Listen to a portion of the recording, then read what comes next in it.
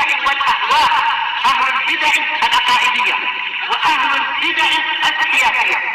نقول بيننا وبينكم السلف، بيننا وبينكم الكتب، كان فيقول البدع بيننا وبينكم. Alhamdulillahirabbil alamin. Wassalatu wassalamu ala rasulihil amin. Wa ala alihi wa ashabihi wa man tabi'ahum bi ihsanin ila yaumiddin. Amma ba'd. Pembahasan yang lalu kita telah membaca permasalahan yang ke-57 berhubungan dengan apa indak ya wahyu.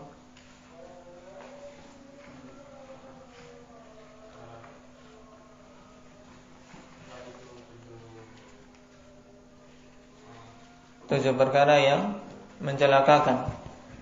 Nah, berhubungan dengan as-sam'ul mubiqat yang Rasul sallallahu alaihi wasallam tegaskan dalam hadis muttafaqun alaih yang diriwayatkan oleh sahabat yang mulia Abu Hurairah radhiyallahu anhu. Apa saja sam'ul mubiqat, tujuh perkara yang mencelakakan ini? Hendak ya Faisal.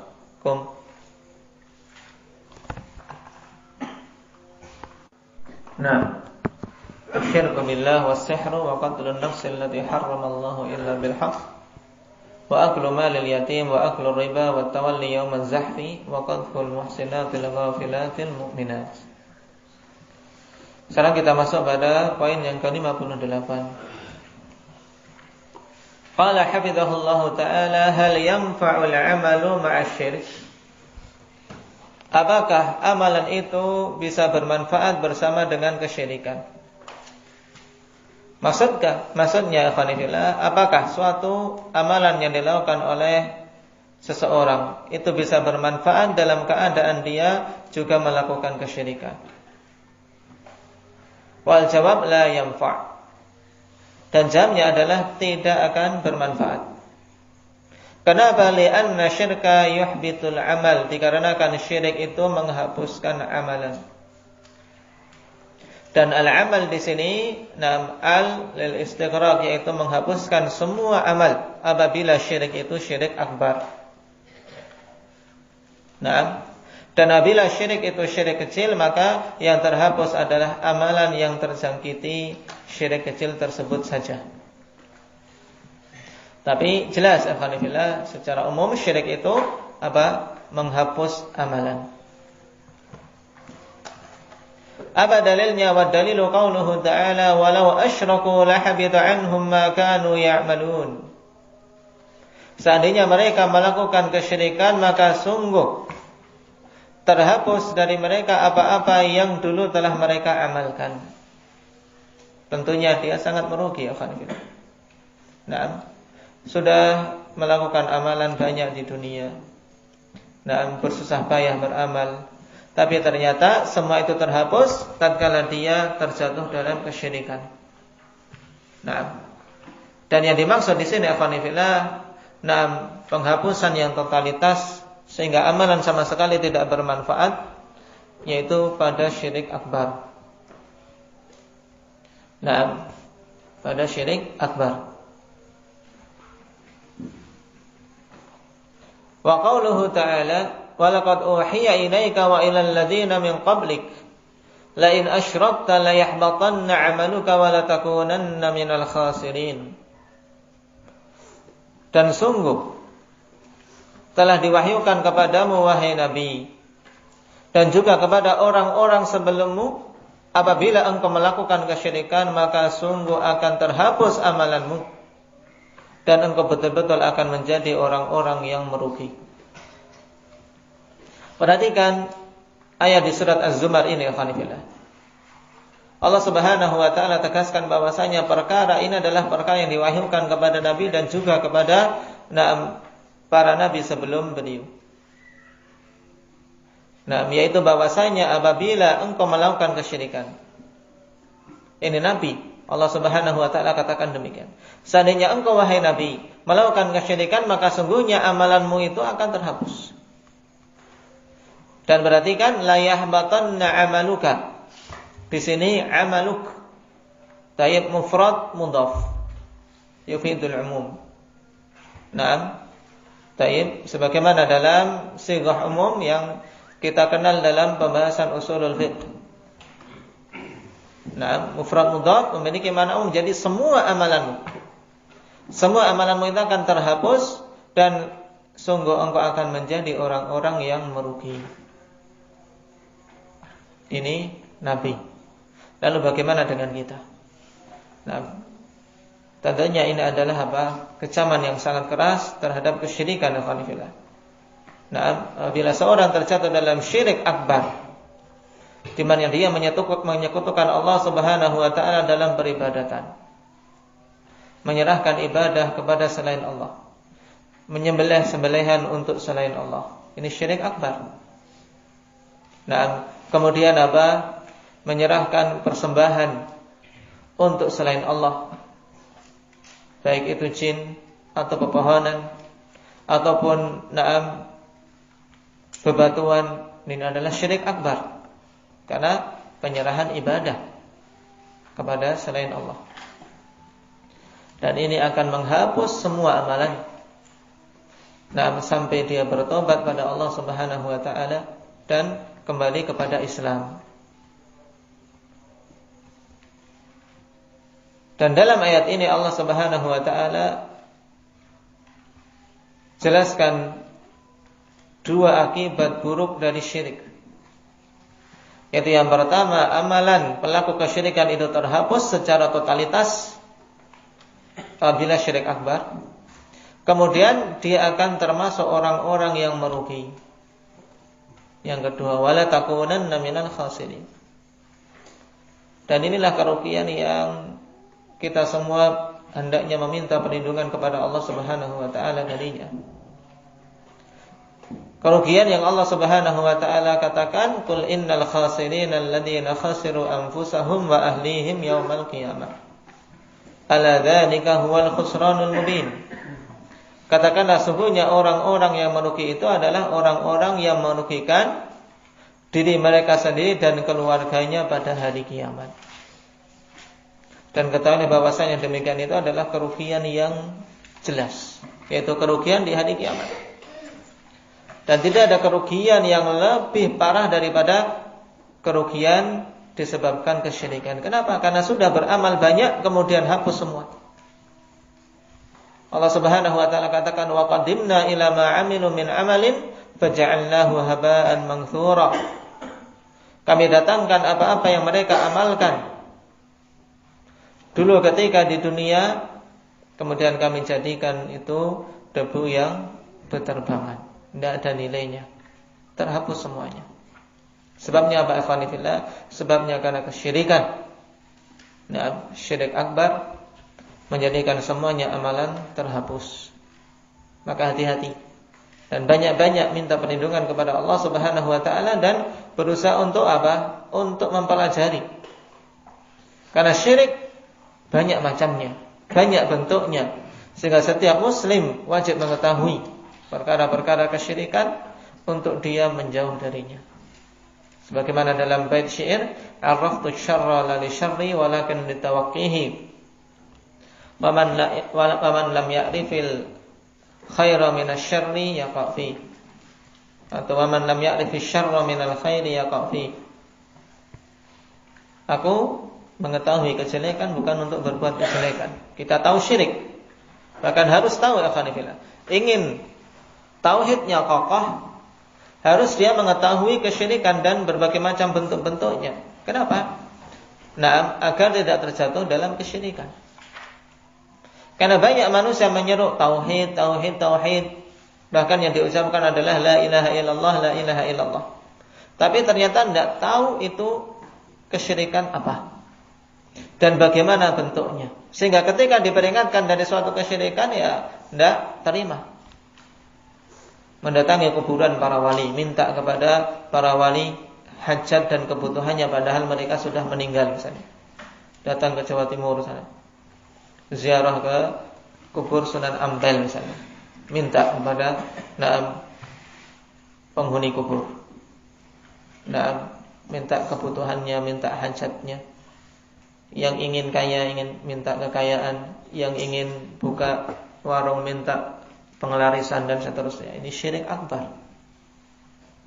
Kalau dia memintanya kepada yang dikubur tadi, tidak paham, dikiranya itu ibadah, wong kuburnya wali. Banyak manusia yang terjatuh dalam kesyirikan tanpa disadari, kan?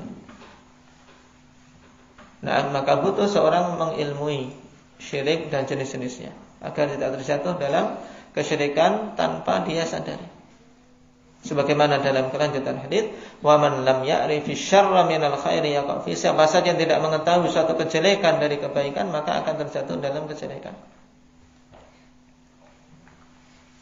Nah, karena tauhid intinya adalah an-nafy wal itsbat. Meniadakan semua sesembahan selain Allah. Nah, sembahan yang hak harus ditiadakan. Berarti apa? Juga apa? Dia harus meninggalkan kesyirikan. Bagaimana kita bisa meninggalkan kesyirikan kalau tidak tahu hakikat syirik itu apa?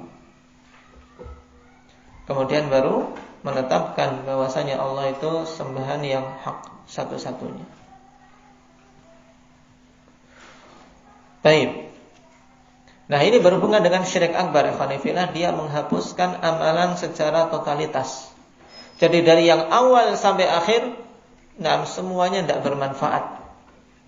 Nah, ini kalau syirik akbar. Lalu bagaimana dengan syirik asghar? Syirik asghar, ya ikhwanifillah, perbedaannya adalah masalah ini dengan syirik akbar. Bahwasanya syirik akbar, syirik asghar itu hanya apa? Menghapus amalan yang terjangkiti syirik asghar tadi. Contohnya riya. Riya, seorang melakukan amalan riya karena ingin dilihat dan dipuji. Maka yang terhapus, tidak diterima oleh Allah Subhanahu wa taala, yaitu amalan yang terjangkiti riya tadi. Sedangkan amalan-amalan yang lain kalau dia ikhlas karena Allah, maka itu diterima. Oleh karena itulah para ulama membahas suatu amalan yang terjangkiti riya di tengah-tengah dia beramal, bagaimana hukum amalan tadi. Baik. Adapun kalau riya ini sejak awal sampai akhir jelas apa? Amalannya terhapus. Tidak bermanfaat. Tidak bermanfaat. Kenapa? Karena tidak dibangun di atas keikhlasan. Tidak diterima oleh Allah Subhanahu wa taala. Sekarang seorang yang beramal awalnya ikhlas, kemudian di tengah jalan dia itu apa? Terjangkiti riya. Bisa enggak? Bisa saja, ikhwanillah. Karena syaitan dahsyat godaannya. Godaannya keras dan terus-menerus berusaha mencari celah. Padahal Allah Subhanahu wa taala telah tegaskan, inna kaidasy syaitani kana dha'ifa, sesungguhnya tipu daya syaitan itu lemah. Dalam keadaan demikian kita masih jatuh bangun, menunjukkan kita sangat lemah lagi. Baik. Kita sangat lemah. Makanya terasa berat ya. Baik. Amalan seorang yang di awal sudah ikhlas, kemudian di tengah jalan terjangkiti riya, terjangkiti syirik asghar, bagaimana hukum amalannya? Di sini para ulama memberikan perincian. Di antara yang memperinci dengan bagus, akhwanifillah, Syekh Ibnu Utsaimin rahimahullahu taala di awal-awal syarah beliau terhadap kitab tauhid, yaitu dalam kitab Al-Qaulul Mufid. Juga yang lainnya. Cuma rujukan paling dekat yang ingin merujuk di kitab tersebut. Beliau membagi, akhwanifillah, hukum amalan tersebut dilihat dari sisi apa? Sisi orang yang yang terjangkiti riya tadi. Kondisi yang pertama, apabila riya itu muncul di tengah jalan tapi dia berusaha untuk melawannya. Dia lawan terus sampai akhir amalan. Dalam kondisi berarti dia berjuang, ya tidak? Dalam amalan tersebut dia antara antara kepengin pujian, antara ini tidak boleh. Terus berjuang. Terjadi pergolakan dalam dirinya, maka yang demikian adalah seorang mujahid. Dalam artian dia terus berusaha untuk menolak. Dan memang hal ini ikhwani fillah butuh perjuangan. Sebagaimana perkataan Sufyan Ats-Tsauri, "Ma'alajtu syai'an ashadda min niyati." Aku tidak mengobati suatu perkara yang lebih sulit daripada apa? Niatanku. Kita sendiri merasakan ikhwani fillah. Terkadang sudah bagus-bagus niatannya, tiba-tiba datang apa? Datang niatan jelek. Datang gangguan di jalan. Akhirnya niatannya menjadi melenceng. Nah, demikian keadaannya harus segera dia apa? Segera dia lawan, luruskan lagi, terus. Ada melenceng sedikit, luruskan lagi. Yang demikian hal tersebut tidak bermanfaat. Karena memang keadaan kita ya demikian. Harus terus-menerus bertempur dengan apa? Godaan syaitan. Ini kalau dia lawan terus. Kemudian kondisi yang kedua, kalau dia terseret dengan riyaknya sampai akhir amalan. Terseret dengan riya itu. Baik dengan sengaja, dalam artian karena memang buruknya kondisi dia dan lemahnya keimanan, tapi akhirnya terseret dengan riya yang muncul di tengah jalan. Maka ini pun diperinci menjadi beberapa keadaan.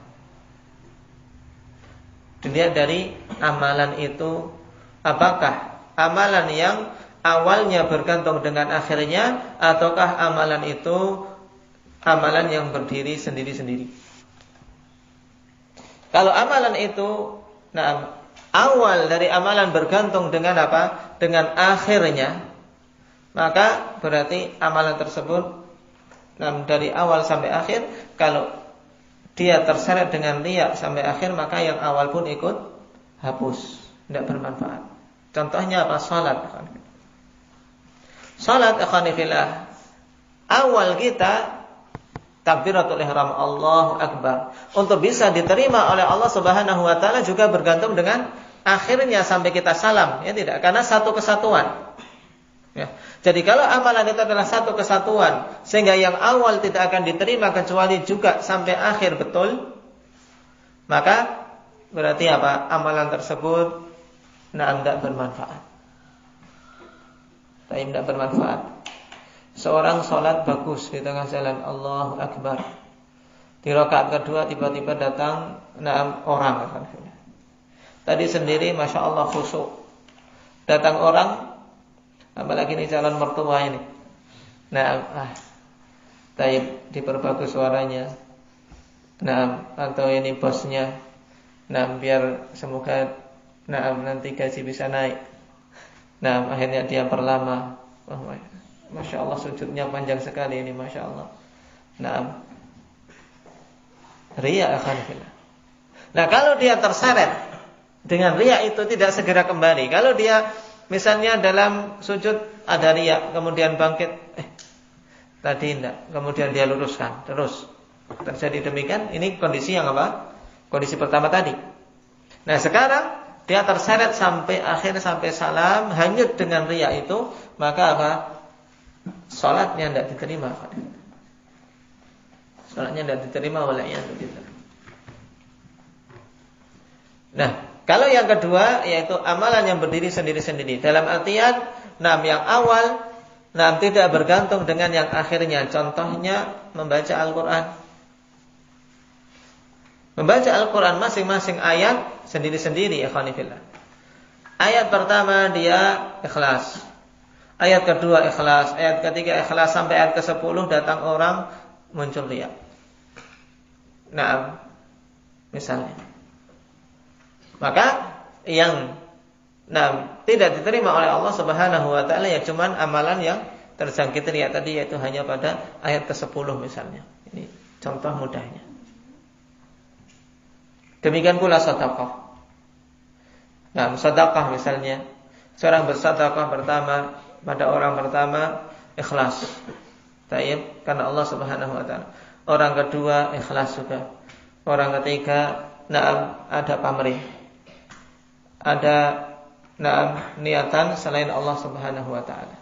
Ini juga berarti hanya pada orang ketiga ini sedekah yang tidak bermanfaat, sedekah yang tidak diterima oleh Allah Subhanahu wa taala. Ini perincian tentang permasalahan suatu amalan yang tersangkiti riya diingat-ingat. Berarti ada berapa kalau kita rinci semuanya? Nah, dilihat dari kondisi orangnya, berarti yang pertama dia melawan. Ya, tidak melawan, maka riya tersebut tidak bermandarat karena dia lawan terus. Yang kedua, dia terseret. Nah, kalau terseret kita lihat amalannya itu. Nah, amalannya itu, kalau amalannya adalah satu kesatuan, maka apa? Amalan tadi tidak bermanfaat, tidak diterima. Kemudian yang kedua, kalau amalan itu berdiri sendiri-sendiri, nah, maka hanya amalan yang tersangkiti riya saja. Contohnya apa amalan satu kesatuan, Wahyu? Seperti yang satu kesatuan, awal sama akhirnya itu bergantung, yaitu sholat. Kalau yang berdiri sendiri-sendiri contohnya membaca Al-Quran, yang lainnya seperti sedekah. Ya. Nah, ini besok semuanya ditanya bisa perincian ini. Nah, taib tentang hukum amalan yang tersangkiti riya, tersangkiti syirik asghar. Adapun kalau syirik akbar, maka semua amalan terhapus. Ini bedanya. Nah, barakallahu fiikum, nasallallahu al-afiyata wassalamah.